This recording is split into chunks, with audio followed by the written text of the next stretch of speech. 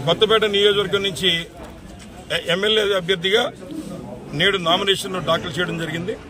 ముఖ్యంగా ఉదయం నుంచి కూడా మరి నాతో పాటుగా మరి ఎంపీగా పోటీ చేస్తున్న రాపాక వరప్రసాద్ గారు, డివిటి గారు, రెడ్డిజంటి గారు, అలాగే భాను గారు, ఇంకా ఉన్నటువంటి మరి పెద్దలంతా కూడా మరి జమీందార్ గారు అంతా కూడా మాతో కూడా ప్రయాణం చేశారు.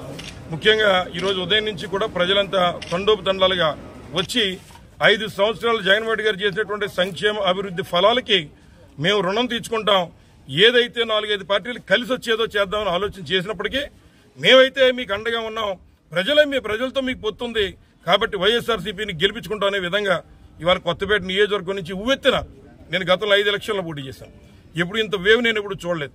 అన్ని వర్గాల యొక్క ప్రజలు కూడా అందరి వాడిగా జగన్మోహన్ గారిని కానీ, నన్ను కానీ, మా రాపాకన్న కానీ అందరి వారిగా మమ్మల్ని గుర్తించి రేపు భారీ మెజార్టీలతో మళ్లీ వైఎస్ఆర్ కాంగ్రెస్ పార్టీ జగన్మోహన్ గారు చెప్పినట్టు 175 అంటే మేము ఏదో అనుకున్నాం. ఇంత వేవ్ మేము ఇప్పుడు ఎక్స్పెక్ట్ చేయలేదు. అలాగే మరి గోదావరి వేసవకాలంలో పొంగినట్టు ఇవాళ వరదలు చూసాం మేము.